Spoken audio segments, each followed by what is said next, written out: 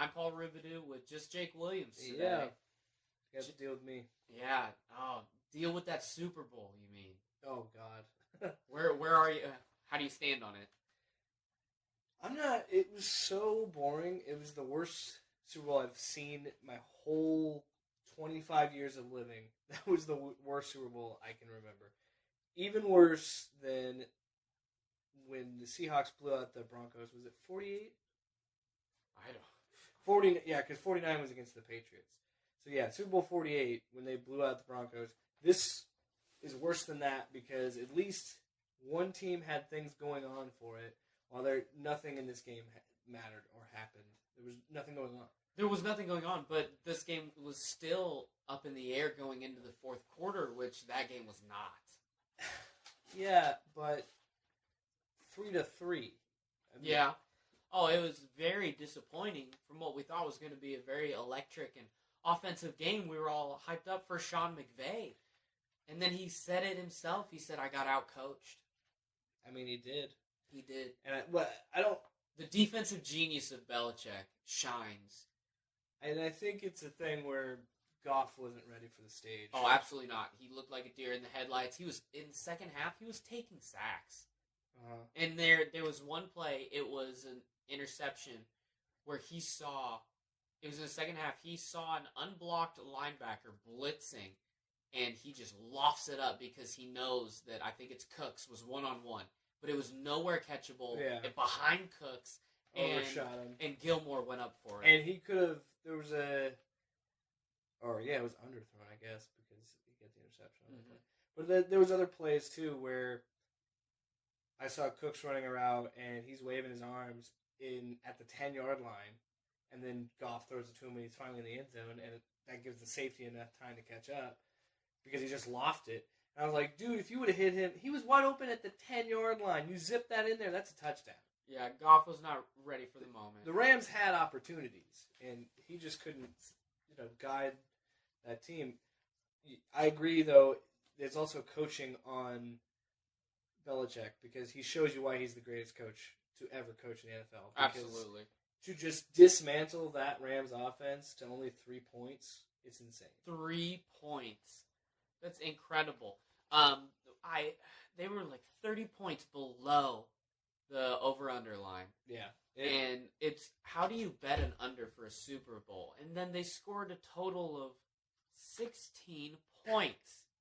10 of which came in the fourth quarter. Yeah. It was 3-3 from almost all that game. And it blows my mind.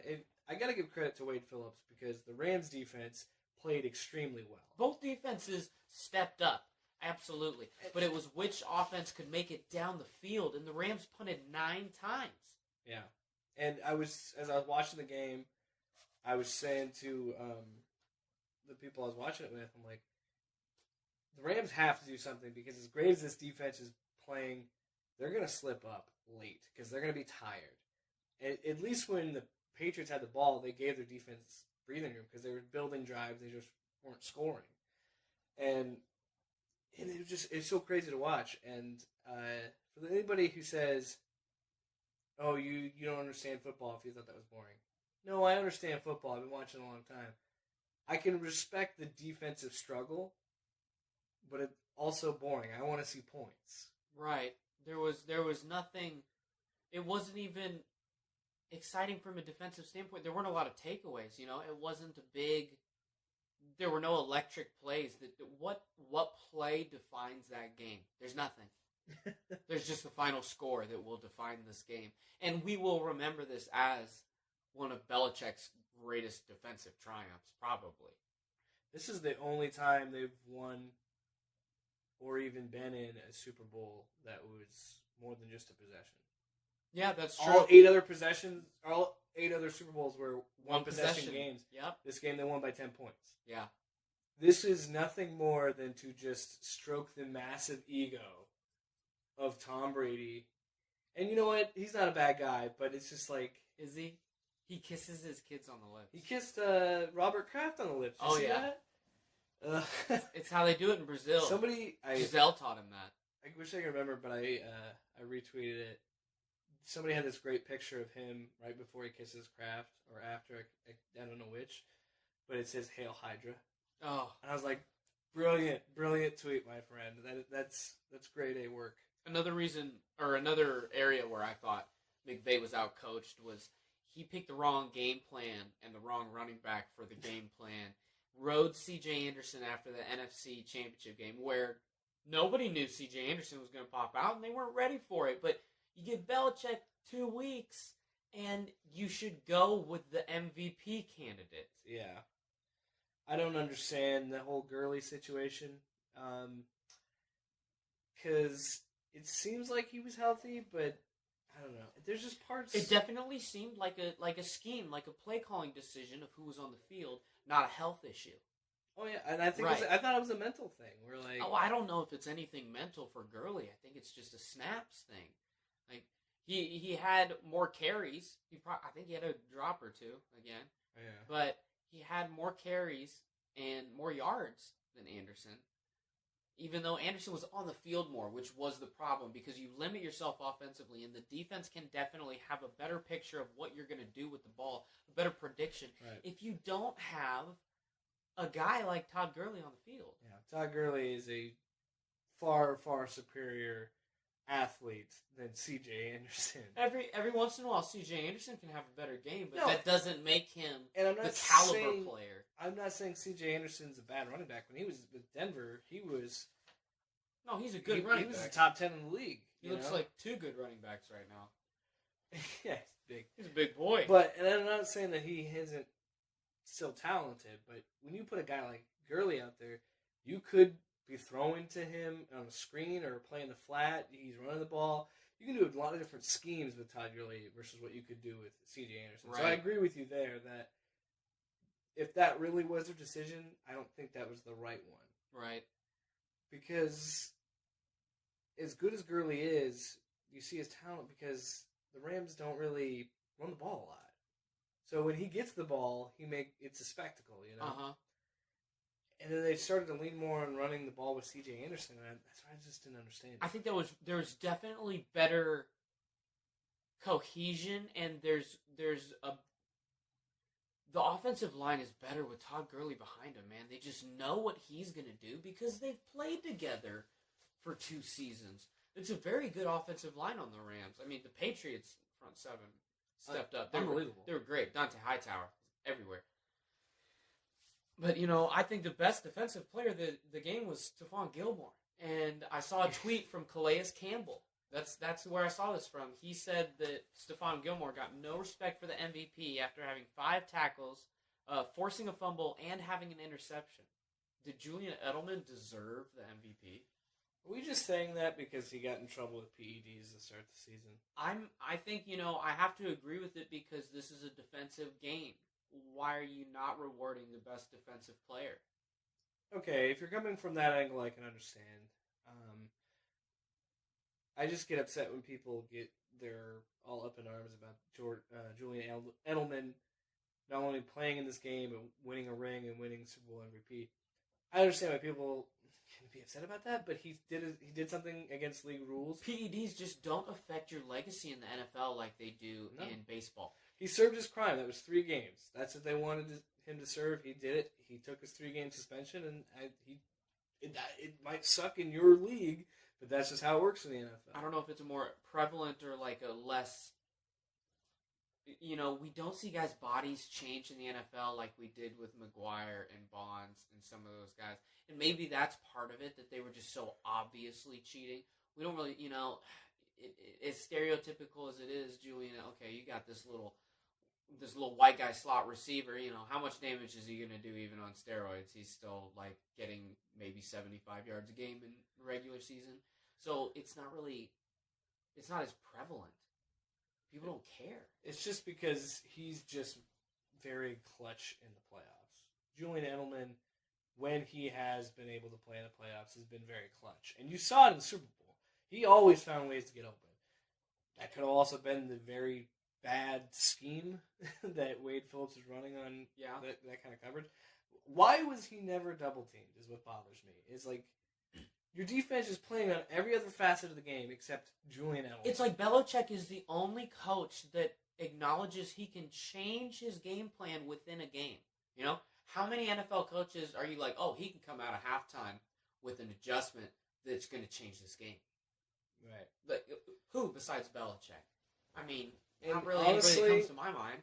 After this, with 6 rings for both him and Brady, you got to look at it this way. And I looked at this for a long time. Actually, they won their first 3, which is blowing my mind that they have 2 sets of trilogies. They have one in the early 2000s and now. It's great. It's so frustrating to be like, why can't that be my team? I want to hate on it, and I'm always going to hate on it just because of jealousy, but at the end of the day, it's something I'll never see again, and it's something truly special. And I want to be mad at it, but at the end of the day, I'm just like, I got to respect it, man. Yeah, I saw, Brandon actually sent me this picture yesterday. It was a billboard in Boston that said, end the championship drought. It was either 85 or 95 days since the last since the Red Sox championship. And that's so masshole. Yeah. It's just the worst. Yeah, Boston. It's not just the Patriots, it's the whole sports city. But listen, and you're a Celtics fan. Just I am a Celtics fan, but here's the thing, Boston. I'm going to say this for everybody. When you say that you're the underdog in any scenario in any sport, you're full of shit. Because I'm sorry, after thinking that you were the underdog after 5 Super Bowl wins, that coming into this game that you guys were the underdog and had this chip on your shoulder, just because, and this is just a sign of Belichick and Brady's power trip. Brady believes it, though. You know, but they had such a power trip. Brady's the guy that somebody believes says, it. All they say in the media is, I don't know, this Patriots team just doesn't look like they have been. That's because you want to be the first on the take when the Patriots decline. And that's why Max So- Kellerman looks like such a fool. And people are Because he making wants to get the take right. right, and these people are making these statements. Like, I don't know, maybe they're not. Maybe they won't make it to a Super Bowl this year. So then you give guys like Brady and Belichick who don't need an ego trip, get a big one because they're like, oh sweet, we're the underdog now. Right, absolutely. The public perception does not help. But look at me, man. I got beat 2 weeks in a row in the playoffs in Patriot games. What did I do? Super Bowl time. I said I cannot bet against the Patriots.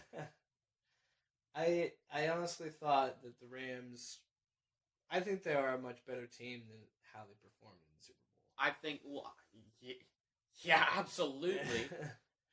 But it's just a one-game sport, so Right. you gotta have the best effort you can in one game. Other things that happened during the Super Bowl, halftime was boring.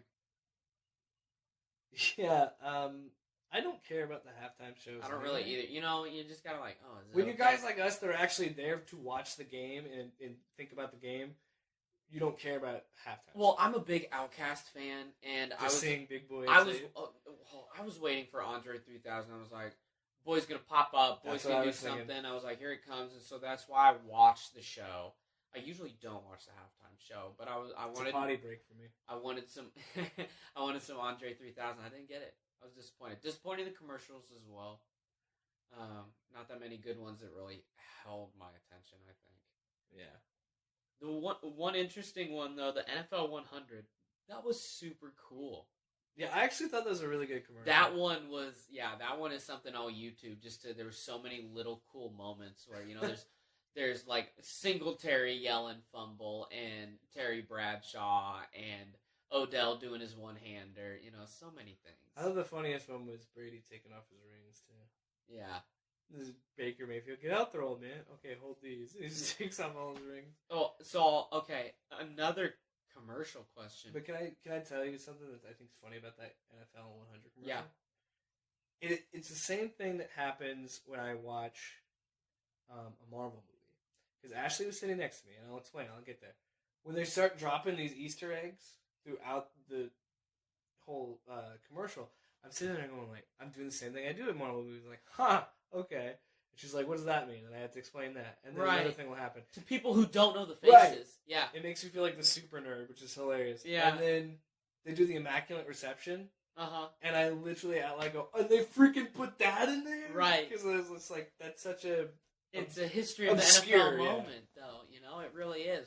Can you tell the NFL without a play like that? That's what makes it cool. And but guys like us, we've known this stuff for years. So I'm so excited to see what the NFL is going to do with their 100 years. You know, I think that you can really do some special stuff with that. I think Packers-Bears is the Thursday kickoff for the 100 years. Chicago hosts the first game, hosting the Packers Thursday night, which is the first year, and I don't know how long that the Super Bowl winner will not host the opening night. But, you know, it's really cool. Packers-Bears is going to be the first game of 100 years. That's awesome. Okay, just want to make sure it's still recording. I don't know who's still recording. All right. Well, one other question about commercials. Is the Bud Knight dead? Honestly, that I can't tell you how satisfying that was for me for them to kill the Bud Knight. Really? Because is he dead though? Because it's a commercial. I can't stand. He might be next. Dilly commercials. The dilly is whatever. We're past the dilly. I think that Bud Light was told by like the FDA that they need to put labels on their packaging because, you know, all food has to have a label like that. So I think they were told. Now they're turning it into this great marketing campaign where they've actually flipped it, where that corn syrup commercial was great. Is Miller Lite in on it? Because their logos are on it. Like, when they go to the Miller Lite Kingdom, there is the logos. Well, you know, I think there is something to... Free advertising. Yeah, Anheuser-Busch that owns how many of the... I don't even know how many of those beers are actually theirs, and so you're just kind of putting down your other product to promote your most popular product. You know, there's something to giving that. them advertisements. Oh, absolutely, and you're cashing money. You know, it's just... I'm sure Miller Lite does not care, Yeah, absolutely. But I hope the Bud Knight is not dead. The Game of Thrones thing was cool. We are such, like, only in the Super Bowl do you see stuff like this. You see these weird, like, crossover commercials. Yeah. Only because they're like, well, we've already got to put millions of dollars to air this. Why not go full bore with it? Because it starts out as another Bud Knight, dilly type commercial, and he's going to joust, and then the person that knocks him off the horse, you look up, and it's the Mountain from Game of Thrones. Right. And I'm like, what? Hold on a second. This is getting weird. And I then read he this. goes in and, like, smashes his head, just like he does in the show. Obviously, it's a cutaway. They don't show anything. But even Ashley was like, oh my god, because we know what that means. And then you just see a dragon flying. It's like, oh yeah, by the way, Game of Thrones, the final season. What? Still waiting on the next book. Not a big deal. How much money does Bud Light have that they can get somebody like HBO to be in their ad to? I want to know who paid who for that ad. Because it's a Game of Thrones ad. But it's also a Bud Light ad. It is Bud Light. So does Game of Thrones come to Bud Light and say, hey, you already are in. I know you're going to have one Super Bowl commercial. So why don't you be in ours and it's going to be better for everybody? And they're like, okay, cool. You're telling me you're paying for a Super Bowl commercial that we're going to be in? Money. Even though we don't need the advertisement because we already have a huge Exactly. So what a win by Bud Light, if that's true. Right. And another win for Anheuser-Busch.